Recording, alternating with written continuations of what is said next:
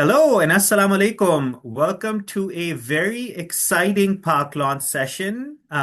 Today we have with us a trailblazing Pakistani American entrepreneurial success story in the form of Samar Abbas. Samar Abbas, of course, is the co-founder and CEO of Temporal Technologies. Temporal, let me give you a minute to tell you a little bit about what Temporal's background is. So Temporal is redefining how modern software systems are built. Its open source platform powers some of the world's most reliable agentic and distributed applications. The company has recently raised $300 million in Series D funding at a $5 billion valuation, led by Andreessen Horowitz, and with participation from Sequoia Capital and basically the who's who of the venture capital world in Silicon Valley. This is an extremely current and important sort of company and player in the world, and Summer is at the heart of it, which makes us especially proud because he is a part of our community. He feels strongly about Pakistan in terms of his own story and his own identity as well. And we're absolutely thrilled, Summer, that you can spend some time with us today talking about your journey and temporal technology. So thank you so much for making time for us today. Yeah, Walaikum Salam, Bilal. I'm also pretty excited to be here and talk about my experience. Absolutely. So let me also quickly introduce myself and talk about the structure of this program. So my name is Bilal Lakhani. I am the host of a podcast called Pehchan, Extraordinary Pakistani American Stories, and I'm also a journalist and a communications professional. And the way that we're going to organize today's session is we have a few questions for Summer that I'm going to ask him to get him warmed up and to talk about his journey and the journey of temporal technologies. And then we are going to, if the audience has any questions, you can also share them in the chat with Ali, and Ali will also sort of try to advance some of the audience questions towards the end of the session and compile that for us. And I want to give Ali a big shout out and Paklaunch a big shout out for organizing this session and enabling us to learn from Summer today. So Summer, just to get started, um, what problem originally led you to start Temporal Technologies, and what convinced you that this problem was worth dedicating the best years of your life to solving? Yeah, so thank you, Bilal. As you know, I've been hacking away at this problem for a very long time, like almost been doing it for 15 plus years now, across various companies like Amazon, Microsoft, at Uber, also before starting the company. Across all of those environments, I kept on running into a similar pattern where the modern software is no longer a single application or a monolith. For example, at Amazon, by the way, like the entire Amazon website used to be a single monolith. Making a single line of code change, at least my co-founder, Max, used to describe it. It takes like 24 hours of build time before you can even test the binary and then test it and then deploy it out there. So clearly, any modern organization realized that they cannot operate that way, and they started teasing apart those monoliths into more like service-oriented architectures. So very quickly, what started happening is the challenge start shifting towards how do you coordinate work across time Mhm. when you are building those systems. So the coordination problem it was completely broken. And this is basically the thing that both me and my other co-founder Max got really, really excited about. Because when these failures happen, the system has to recover correctly. It can't lose any state or duplicate work or and historically every company aimed at solving these problems themselves essentially. Mhm. And not every company, even every project or every initiative in these companies, there were so many nuances involved. They were completely reinventing the Mhm. system. It always felt like people were building their operating system first before building their applications. So both me and Max kind of got really obsessed about that problem. Mhm. And we saw like the impact it was having on businesses because when those systems fail, it's not just like an engineering system is down. failures show up in like broken checkout flows or stuck financial transactions or lost orders or systems that just silently stops working, and that would result into like uh, customers losing trust in those organizations on those products essentially. So, so both me and Max basically felt that reliability of those distributed systems should be part of the platform. People don't have to build this again and again themselves. And I think that idea is what became Temporal now, essentially. That's a fascinating sort of origin story in terms of the obsession that you had with this, particular challenge. And if you look back at the early days, what do you think was the hardest challenge that you faced in your first year that most people never see from the outside? So you're talking about the first year when we started, or the first year when basically after restarting the company? So after restarting the company, what would you say was your biggest challenge at that point? Yeah. So for us, for example, we started with a very solid foundation. There is Mhm, almost like 10 years of IP has gone into because of all of the mhm, iterations that we were doing before that. Even mhm, both me and my other co-founder had a lot of credibility in that space because we've been kind mhm, of building similar systems in the past. And even before starting mhm, the company, we built this open source platform at Uber by the name of Cadence, which mhm, actually started to get a lot of traction there.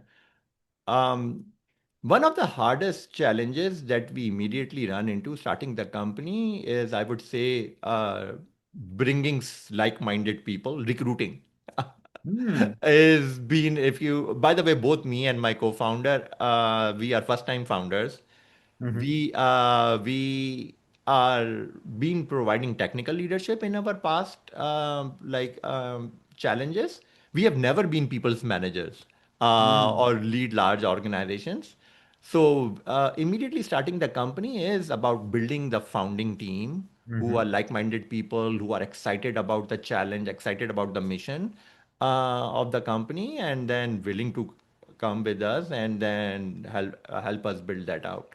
So I would say like the very first year, recruiting was definitely one of the hardest challenges that we have to solve. That's really, really interesting to note. And was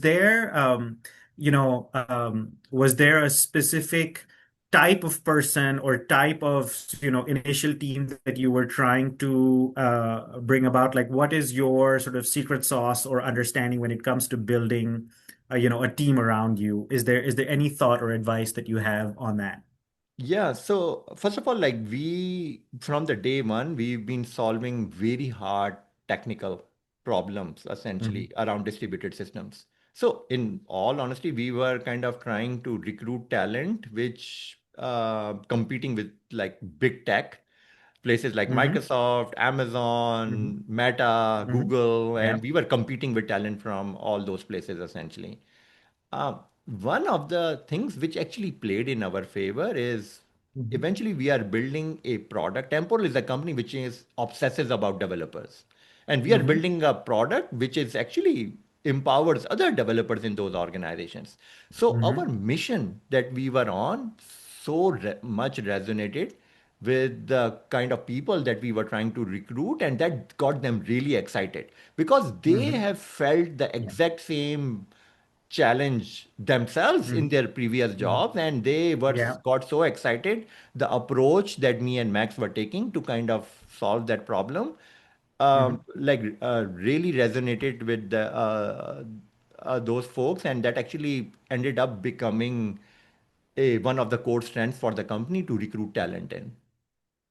That's fascinating. And, in preparation for this session, I was chatting with my brother who was at Anthropic, and I told him I'm chatting with you, and he's like, Temporal's talent and what their talent pipeline and what they bring is incredible. So even, externally talent that graduates from your company was sort of so well established and loved by sort of other folks as well. So I guess it works in both ways. I want to ask, since you've worked in both sort of deep tech as well as consumer startups, what do you think are the biggest challenges in building a deep tech startup compared to consumer startups, since Temporal does operate in a highly technical infrastructure space? Yeah, so for us, I think they are very different beast essentially Hmm. when you Hmm. and which comes with very different challenges. Especially Hmm. if you are building a deep like infrastructure, if you are in the deep in the infrastructure space, I feel it requires a lot of upfront capital Hmm. or investment because at the end of the day, for example, in our case, we were introducing a completely new programming model. Building those programming models is hard, but at the same time, one of the bigger challenges is like convincing people why they should be using that Hmm. programming model for whatever challenge that they are working on. So I think evangelizing, especially if you are creating a new category when there is not even, we ended up creating a new category called durable execution. There was Hmm. not even a name for that category until we coined that term like few years Hmm. ago at our replay conference. So one of the bigger challenges is around uh, like early awareness that you have to spread, especially if you are creating a deep infrastructure project, which is unlike, I would say, from consumer startups, is you have a very clear product, clear need that you are going after and building a product to serve that need. In the case of like infrastructure, you have an idea that the world needs to operate in a certain way, and then Okay. you are literally converting people and bringing them on. You are creating a new world and you are bringing people on to believe in that new world, and that's typically has been the hardest part of the challenge, at least for the core difference for us essentially. Absolutely. And I can imagine, and that's why sort of I introduced you as a trailblazer, because this is literally building a new sort of space and even new language to be able to think about this. So on that line, infrastructure companies often rely heavily on developer adoption. How do you build trust and credibility with the global developer community in this context? So for us, by the way, we as a company is obsesses about reliability of production systems. And especially that's what we have seen is developer trust systems that can prove themselves under real production workloads. And that's been the core differentiator for Temporal, especially example for even in this AI world is I'm pretty sure people have heard like a lot of projects in this whole AI world do not move from prototype or demo phase to production phase. They kind of get stuck over there, and this is where at least I feel temporal is kind of really differentiated, where is we take a very holistic approach around reliability of production systems. And I think because developers don't adopt infrastructure because it's theoretically powerful. They adopt it because they can run real production workloads on top of that infrastructure, and then help them solve like complex problems from their day-to-day work. So that's why I think one of the interesting things about Temporal has been is we've been innovating in the field. Each and every feature, by the way, of the product, I can actually point a real world outage or from my past experiences where why we built that feature. So I think all of those things like resonates with the developer base so much because we've been literally building that product with them in the community. That's why open source is like a big theme for us. We are big believer in open source. We have built a gigantic community. Even in our Slack channel alone, I think we have well over 20,000 people Wow. kind of sitting in our Slack channel. It's super engaging Slack channel where they provide feedback about all those aspects of the product. And I think that's the core culture that we have built in the company to make ourselves approachable to the developer community. And then they get so excited about when they build solutions and systems on top of the platform and the completeness of the solution. But at the same time, their ability to kind of reach to, like, for example, my co founder all day long he's answering messages on the Slack channel from those users. So connections that we have built with the developer community through grinding it out and then being in the field and then literally iterating over the platform with customers is a very clear differentiator that we have made. And I think that's what build trust with the developer community. And by the way, this is why developers get so excited about the platform. They become huge champions in their organizations and they bring in Temporal for a wide variety of problems that they are solving in those companies. That's really interesting in terms of, so much work that's gone into building trust and credibility with that community, and even sort of on Slack, and even sort of your co-founder being in Slack, constantly answering questions. I think that's just fascinating in terms of how much of a personal obsession you both have in terms of being able to earn that trust through the work that you've already done yourself and within the community. Now, like you said, you're both, first-time founders, and you're also sort of technical folks. What is one common mistake that technical founders make when turning a strong engineering idea into a scalable business? Um, I think the first thing is a lot of I see um, people have lots of ideas. Everyone can have a perspective about a world. First thing is taking that first leap is extremely hard. Especially like for example, both me and my co-founder, we had we had very cushy jobs in these larger organizations. We've been solving these problems, but at some point we realized that we can take it up to a certain point, but taking it to where we've been able to do it with Temporal requires taking that leap. Um, where put your money where your mouth is, basically. And I think that's been actually one of the very harder parts of building a company. Um, for instance, I think, and this where actually even us had a wrong mental model. For example, when we were at Uber, we believe like, okay, yes, we just throw a open source project out there and it will help drive a lot of adoption on its own. But at the end of the day, what we realized is Uber's business is getting people in the car, building a general purpose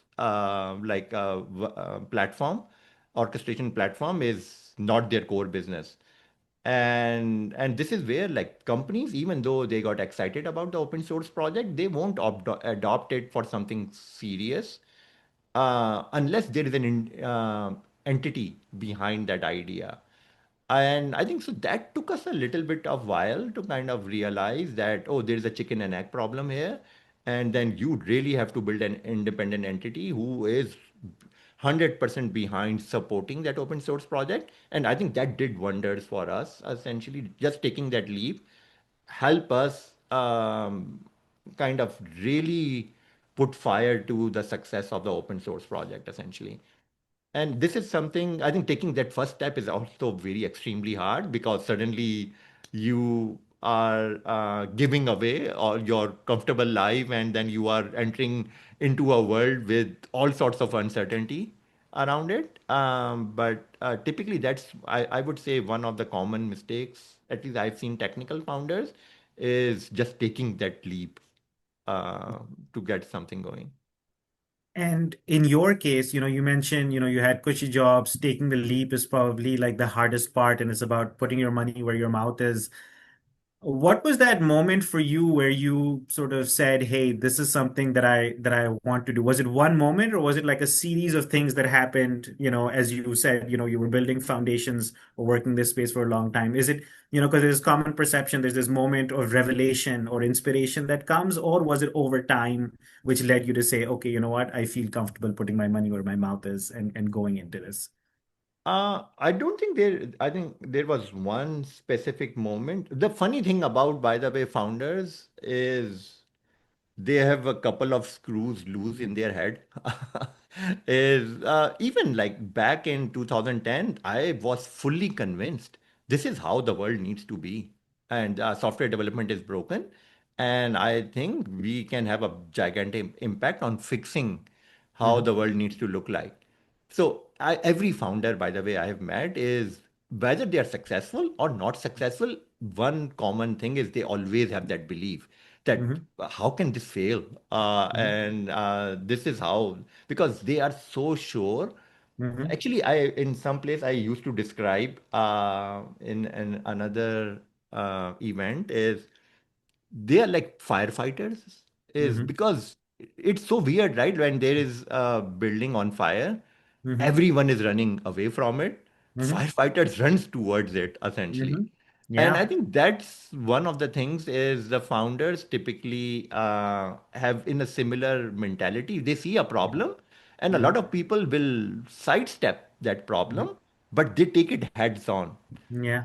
And I think so that belief was there from day one for us, Yeah. that this is how the world, we saw that problem, we saw this is a very critical problem, Yeah. and we have that perspective. By the way, everyone can have a perspective Mm-hmm. about how certain things needs to look like. It's about the grit Mm-hmm. on keep on doing it for a very long period of time. In our case, it took almost 15 plus years. um, and the other thing, what we typically felt, especially we were been trying to do this innovation in Mm-hmm. larger organizations where Mm-hmm. you always have some kind of a executive or a VP that you need to go and convince. Yeah. They need to look at the world Mm-hmm. the same way you are looking, and that is also extremely hard, essentially, Mm-hmm. especially if you are doing innovation which is bottoms up. Mm-hmm. Both me and Max have never been in positions of power. We've always been driving innovation bottoms up with in the Mm-hmm. field, solving real problems with users or other developers out there. Mm-hmm. So throughout our professional careers, we always found that we had someone else to blame. Like, Yeah. oh, particular executive which we couldn't Yeah. crack through, or Mm-hmm. someone that we couldn't convince that, Mm-hmm. oh, this is how things should be working. So at one point, like we Mm-hmm. decided that we let's do it ourselves. Mm-hmm. So I think that's one of the things which drives me the most is there is a lot of people see the Mm-hmm. success sometimes. I have like dozens of failures or scars to show for before we Mm-hmm. were able to crack through. And I Mm-hmm. think that's the thing where eventually we decided that, oh, if we have such belief that this is something which can just not fail and it's such a core part of the technical stack, let's make it happen ourselves. Wow. That's such an incredible, impact story. And also like this analogy of the firefighters running towards danger, whereas everybody else is moving away and confronting problems head on, I think is fascinating to learn and hear about. Um, I want to talk about AI for a second. AI is transforming the tech landscape rapidly. How do you see AI changing the architecture of modern software systems in the next 5 to 10 years? By the way, the pace of innovation right now is just incredible. I have never seen, like, especially even in last year, how people used to think about AI, and then especially in the last few months alone with like Claude 4.5, Opus, and all of those, like people like holiday season peop when people got some spare time, they played with Claude, came back, and then everyone is like, the world has completely changed. So I think the thing Hmm. is evolving so incredibly fast. It's actually both exciting and unnerving at the same time because it's hard to keep up with the pace of Hmm. innovation happening at the moment right now. One of few of the things okay, so there are lots happening, but few patterns I believe have started to emerge. Um, as these models are getting smarter and smarter, one, especially if you pick just coding agents alone, is Hmm. I think two things are clear. Lot more developers are going to come in the fold of building application development, essentially. Some users who felt, oh, not with Hmm. a computer science background or haven't programmed or built Yeah. software, I think there are a lot more companies who are now starting to bring more people in the fold of becoming application developers, which is Mm-hmm. actually super exciting. The second thing is the Mm-hmm. cost of building software Mm-hmm. itself is collapsing. Almost going to approach zero, it feels Mm-hmm. like. So, which means the moat or the value is shifting somewhere Mm-hmm. else. Um, so at least what Mm-hmm. I feel is we are moving into a world where everyone on the planet can build software. So which means a lot more developers, Mm-hmm. and the cost of software Mm-hmm. is shrinking, which means there will be tons and tons of software going to be written in the next few years, essentially. Mm-hmm. So I believe like a lot of value is kind of now shifting downstream, is how to make all of those new people who are coming into the fold of building applications successful, building real application, bringing their ideas to life by bringing those applications, and then operationalize those applications and by making them reliable. So that's why I think the moat is shifting towards reliability Mm-hmm. big time. Mm-hmm. And this is why, at least with Temporal, we feel super excited because that's exactly what we've been building Yeah. even before the AI world. Because that's the same coordination problem I was Yeah. referencing earlier in the chat is as these AI systems become more and more prevalent, if that coordination problem was an issue before, that thing is going to go on steroids Yeah. with basically the prevalence of AI agents now. And this is exactly where Temporal is sitting right now in the stack, is to kind of make sure as more and more those software is written, they have a reliable backbone to be powered by a stable piece of infrastructure. That's incredible foresight to, be at the space where the action is and where the future mode is being developed, which is around reliability. And since it seems like you have a lot of foresight and understanding of where the world goes, let me ask you a future-facing question. Every decade has a defining technological shift: cloud, mobile, AI. What do you believe will define the next decade of computing? Um, so I wish I had a magic 8 ball. I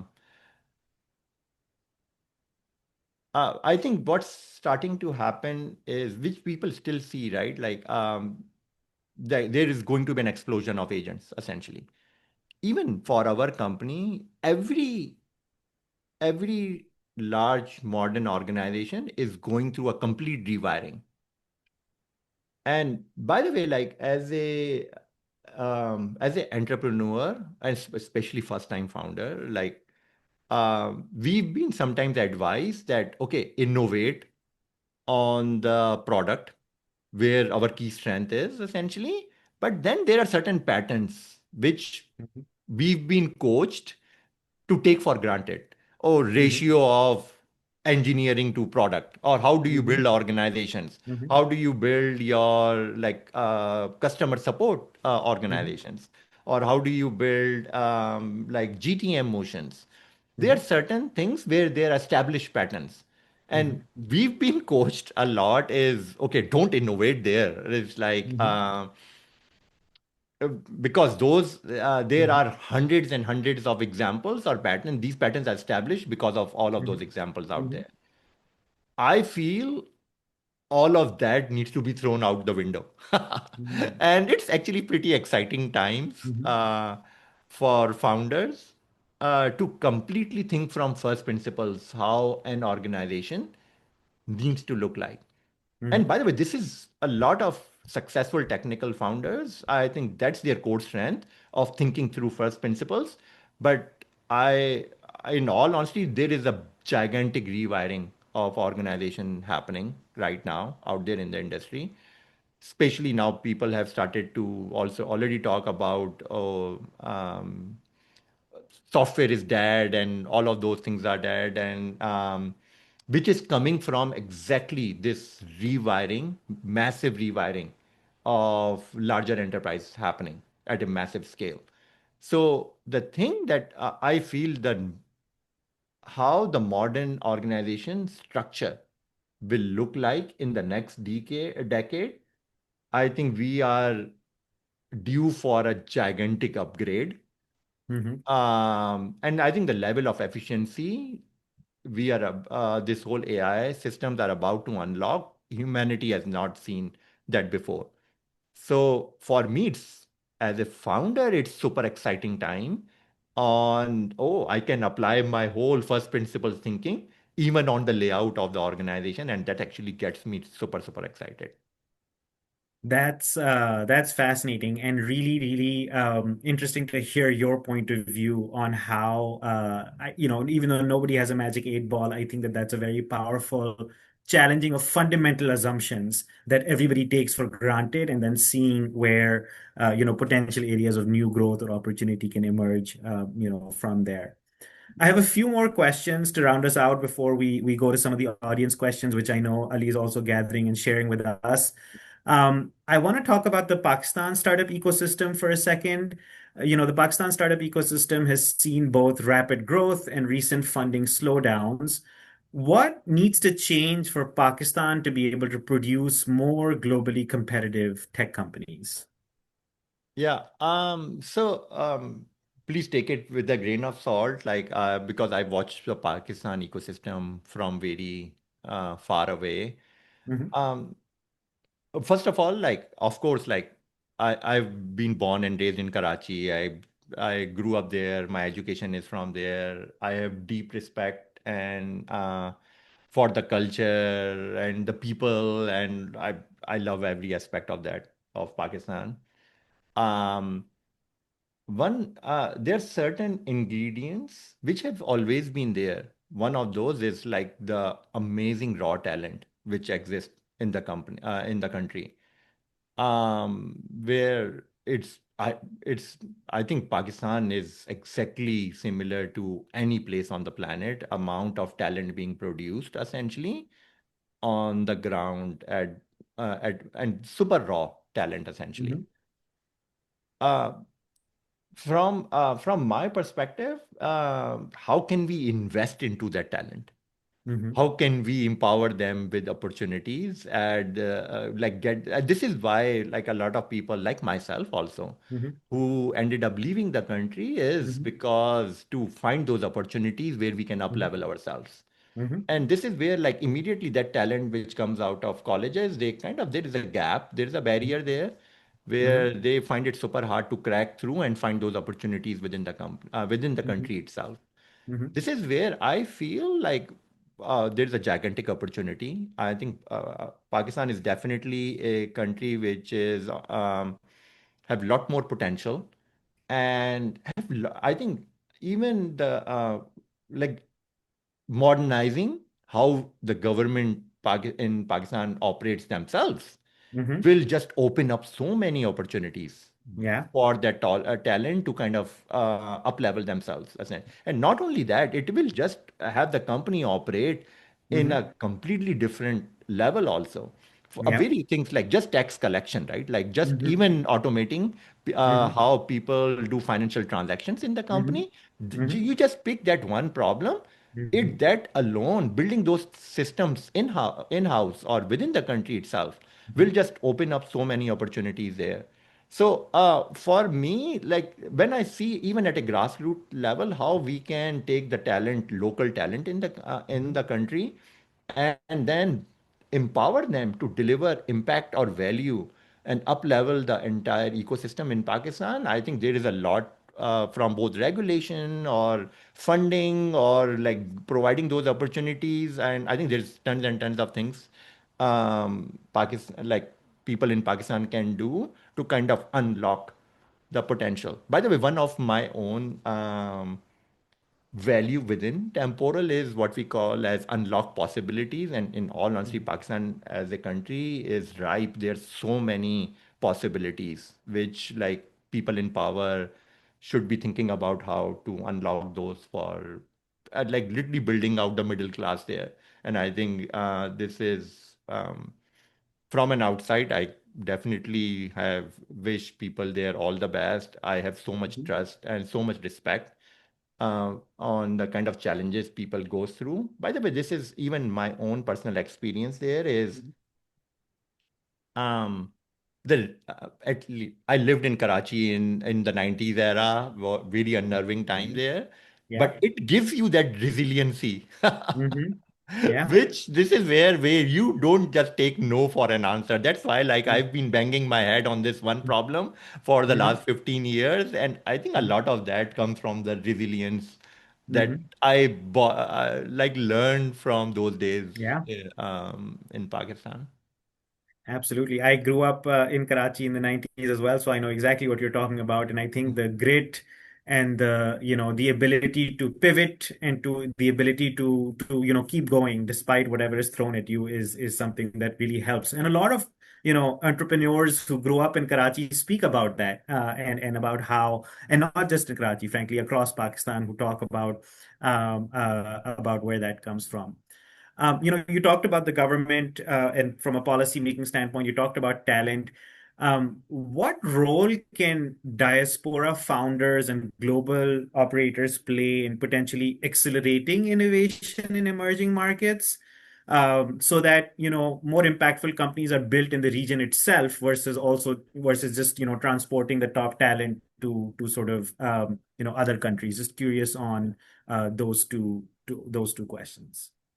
I think diaspora have a unique responsibility, and in my opinion, many of us have built our careers in global tech ecosystems here, but at the same time, we carry the perspective where we came from also, essentially. And I think that creates a bridge where we can connect a talent in places like Pakistan to global networks, for instance, customers, and even capital. I think there's a lot of people doing amazing work in kind of creating pools of capital to kind of start that tech ecosystem in Pakistan. I have lots of respect for all of those people, essentially. Um, so it could be sometimes through investing, through mentorship, and sometimes by just simply showing that people from these ecosystems can build Mhm. globally important companies also, Mhm. essentially, because having people to look up to which Yeah. coming from similar backgrounds also plays a big role in kind of empowering or exciting people. So in my view, like I think diaspora shouldn't just be watching ecosystem grow from afar. We should also actively try to help in whatever way we can to accelerate things. And I just want to give a shout out. Actually, this session, Paklaunch, is actually a part of that, a part of you giving back and inspiring others. Because I think it's very true for you to say that, somebody like us can do what you're doing. And so I think, it's great for you to say that at a theoretical level, but also in practice and giving us your time and sharing this with all the young budding entrepreneurs on the call right now as well. Yep, 100%. And with that said, one other angle of this question, in case you have any comment on that, what would it take to build more globally impactful companies in the region itself? So in Pakistan versus that talent sort of migrating to other countries and doing it at a global level. Any insight or perspective on that? I think that as I hinted that earlier, I think the easiest thing to do is like just modernization of like even use the local talent Mm-hmm. for create opportunities for those to modernize the entire Mm-hmm. infrastructure in Pakistan itself. Mm-hmm. And I think for me, like having access to those opportunities would go a very, very long way. Because if you even look across the border in India, if you look at like a lot of the talent there is like really helped up level how India as a country operates essentially. And I don't see a lot of investments happening in Pakistan to up level the infrastructure itself. And this is why I feel um, is it's much more harder for people, the talent, to kind of up level themselves by staying within the country. But at the same time, I think, especially with COVID, one of the interesting things has happened is like all of the companies here globally have now remote workforces essentially. Mm-hmm. And that has actually opened up a lot more opportunities in places like Pakistan where they can be part of a global community as the companies are now starting to build workforce globally. And in all honesty, that's actually another angle on how we can make it easier for global organizations to come and operate within Pakistan, especially by tapping into the talent over there. I'm not aware of any initiative there on how we as a country are attracting Yeah. those organizations, but that would be a gigantic opportunity to, like, if we can make those things easier. For instance, even my sister, like, she runs a company also, which is actually operates in Pakistan. I think she manufactures shoes and Mhm. then sell it to global markets, even here in US. Her personal experience is pretty negative. Mhm. She has to run into a lot of challenges, Yeah. even though she is kind of operating a. So I think making it simpler for entrepreneurs to be who are running global Mhm. organizations to be able to operate, I think there is a lot um, policymakers can do to make it simpler there. Absolutely. That makes a lot of sense. I'm going to sneak in one last question from my side, and then we'll go to the audience questions that are being compiled. Um, where do you see Temporal in the next 10 years? Would love to get your perspective on that.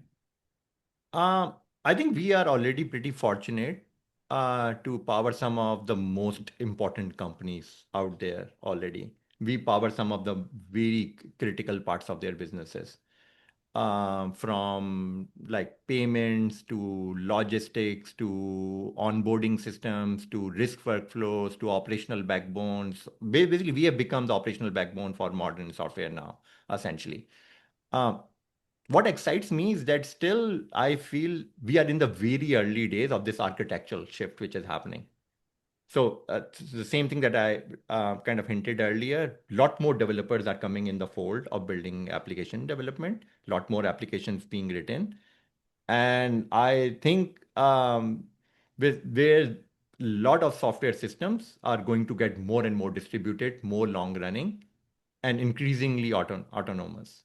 So, which means basically that coordination problem that we started 15 years ago is going to become even more and more critical in the next decade. And both at this point, the entire leadership team at Temporal is obsessed about building that foundation, reliable foundation, which is going to power that infrastructure shift that's we are witnessing right now happening. And in all honesty, we became the stand in the next 10 years, we became the standard for how highly reliable services are being built in this completely AI native world. And Temporal becomes the standard in that world. I honestly believe we can make that happen. And if we do that, that will be an amazing success story for the company. That's fascinating, and we're all rooting for you and hoping that comes to life, or that vision comes to life. All right, I now have a few audience questions. There are actually so many, but I'm just going to go through a few of them and would love your perspective on them. So there's one here that says you recently swapped roles with your co-founder Maxim to become CEO. What has been the biggest shift in your daily focus since taking on this role? Yeah, so it's been 2 years now. So actually, I'll be hitting 2 years next month. So for me, one of even before the doing that shift from CTO to CEO, um, one thing I I found extremely hard is every 6 months I had to reinvent myself as a Mhm. founder. My role completely changes every 6 months, even Wow. before that. Hmm. And so the first thing is being one of the hardest thing being founder is being proactive about that shift. Because if I'm operating like if I look 6 years, 7 years ago, I was a top contributor on our server code base, essentially. Hmm. I was writing code, I was building systems, I was designing Hmm. architectures and all of that. Hmm. Um, if I'm still operating that way, I don't think Hmm. that would be the right use of my time, Hmm. essentially, as a CEO in the company. Hmm. And I think it would be decremental for the Hmm. success of the company also. So, so being first of all, you need to be really thoughtful Hmm. to detect oh, your role needs to like, because at the one thing as a CEO is you get access to every problem in the company. If something is Mhm. escalating to you, Mhm. it's because no one else Mhm. can solve it. And it's Mhm. extremely strategic and extremely Mhm. hard problem. So being very thoughtful on the things Mhm. that I want to work on myself Mhm. versus delegating Mhm. to other leaders in the company. I think that's one of the biggest shift I would say after um, I took on the role, Mhm. CEO role. And I think, by the way, that's especially for technical founders, that's extremely hard because we are super detail oriented. Mhm. We see a problem, we jump in and Mhm. we want to solve everything. But then Mhm. very quickly you realize that you cannot scale that way, Mhm. essentially. Mhm. And so I think for me, one of the biggest shift that needed to happen after switching the role is the company is my product now. Mhm. And now I'm kind of actually, I see a lot of CEOs come from non-technical background. I actually really hope like I can set an example for people coming from technical background because Mhm. if you are a product-driven CEO, Mhm. that's actually an amazing skill set Mhm. because once you start, but instead of building that product, treating Mhm. your company as a product, Mhm. which means like culture, how you bring in people, how your GTM motion works, or how marketing works, like how support works, or like tying all of those things together into a cohesive experience. Mhm. Once you start thinking a company as a product, I think that is what unlocks. That is the biggest shift I had to do mentally, is to Mhm. come with that mentality. That's, Samar, I have to say that is one of the most interesting things that somebody has ever said to me, which is the idea of having to reinvent yourself every 6 months and thinking about what that can be sort of proactively. It's really interesting in terms of how you approach things and how you see the world in that way. I have one sort of cross question on this. How do you determine what your next reinvention needs to be? Like, how do you know where you need to go next? How do you pick up the signals and the cues? Yeah, I think it becomes pretty clear. It's just Mhm. the founder needs to. Here's the thing: is like my core strength. By the way, I built my entire professional career writing code, Mhm. and I haven't written a single line of code in the last 3 years, essentially. Mhm. And so that's the transformation. Mhm. Is at some point realizing how are you adding how are managing your calendar, how Mhm. where you are spending your time are Mhm. those are the strategic things and how you Mhm. can unlock the biggest impact Mhm. on the company. Mhm. That's Mhm. the like continuously asking that question. So Mhm. every day I wake up, I look at my calendar and I very brutally like, is that where I should be spending my time on? Mhm. I challenge that essentially. Mhm. And Mhm. that has actually helped me a lot to be more proactive Mhm. than to break my, because once things starts working, you get Mhm. into building a day-to-day habit. It's very Mhm. hard to break that, but you have to very proactively challenge that. For me, the thing which has worked is every morning I wake up, I look at my calendar, I ask, is that the place I should be spending my time on?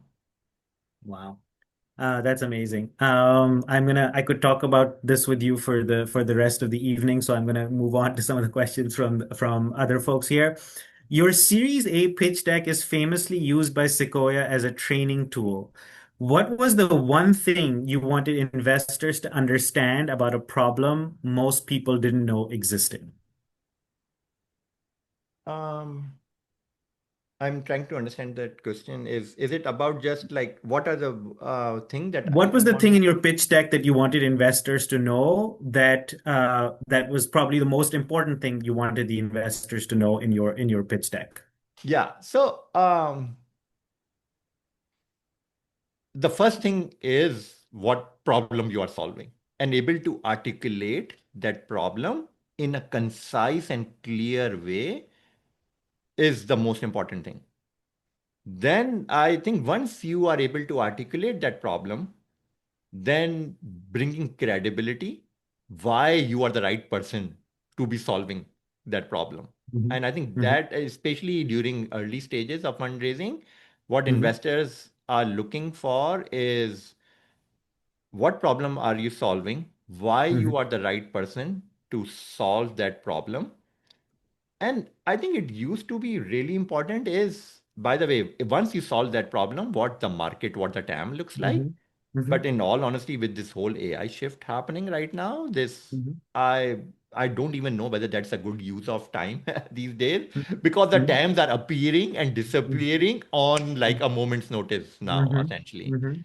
And so, but for me, I think those are the three key Yeah. things that you really want to highlight is what problem you are solving, bringing credibility, why you are the right person to solve that problem, essentially. And then once you solve it, what does the total impact or the TAM looks like, essentially? Very interesting and very insightful. I'm going to go to the next question. There's a little bit of a rapid fire, so I'm going to move quickly between questions. Temporal reached a $5 billion valuation rapidly. What was the most difficult growing pain during the jump from 50 to 400 plus employees? So what was your most difficult growing pain as you were scaling your company? Systems break, essentially. Like, I think initially I remember when we were like less than 50 people, the way I used to run, actually, I, at one point, there were like 30, 40 people directly reporting to me Mhm. during the early stages. And we didn't even hire managers, essentially. Mhm. That's another Oh, thing, wow. another lesson that I heard, like learned the hard way. I built a lot of respect for people in the management role because I Mhm. grew personally being an IC throughout my career. Mhm. But I very quickly realized that you cannot operate the company in that way. Mhm. So creating structures, creating teams, creating systems, creating Mhm. processes, Mhm. that breaks at every, you don't want to overdo it, but at the Mhm. same time, figuring out the right balance at the right time on how um, kind of systems and processes you are building to kind of unlock the next level of growth is super critical for you. And I think this question is related to what you just said. So let me ask you this. What is the biggest soft skill you had to learn or unlearn when you moved from managing code to managing people and investors? Yeah, I had to unlearn. First of all, the big this has been my own personal journey essentially on transforming myself to be a good people's leader. A lot of my job now is I manage the company through others, and being from a front, like I, and people go through that over decades of experience, which I had to do in like few years, where Hmm. being a frontline manager to manager of managers to now managing executives now Hmm. essentially. um, One of the things, just to keep it short, probably the biggest thing is I listen a lot and speak less. Hmm. As opposed to, by the way, if you met me like 6, 7 years ago, Hmm. people will not even, I would drain all of the oxygen in the room. I will just talk endlessly because I am Hmm. so passionate about the problem space and all of that. And I think that's Hmm. the biggest thing I need to unlearn and then Hmm. learn to have more patience and give people room to make mistakes essentially. Hmm. Hmm. And like listen a lot and then speak when it's absolutely needed essentially. Wonderful. That's a great thing, I think, and all of us need to unlearn some of that. I don't know if it's cultural either, but that's very fascinating to know. Another question from the audience: if you could go back to your first day at Microsoft in the early 2000s, what would be one piece of advice that you'd give that younger Summer? um Probably I think the bigger thing would be like don't wait too long. If you believe something, you believe in an idea, just take more risks. I think in general, people coming from our background are pretty conservative, um, just because of all of the like experiences that we have gone through. And this is where I think which differentiates, I feel, here what I say here in US is people who are really, really successful, it's all about your risk appetite. And I definitely coming in was much lower risk appetite. and where and Eventually I came around, but and it paid big it also like paid big time too. But Yeah. I would definitely tell myself like, oh, take that more risk and earlier and fail fast. And since this is a cultural sort of challenge in our community, what helped increase your risk appetite over time? Like how did you make that transformation in yourself? Probably my wife. Okay. At the end of the day, it's like I was keep complaining to her, oh, like there is this executive, and then I just cannot get through. I he That person cannot just see the things that I'm seeing. She got Hmm. sick and tired of it, and then said, oh, like if you believe in it in so much, do it yourself, essentially, like so I can stop hearing all the complaints uh, at the Okay, well dinner then maybe table. we need to host your wife for a session in the future because we need to know how she Yeah. did that to you. Wonderful. I think I'm going to come to the last one or two questions. Which founder, past or present, do you study the most?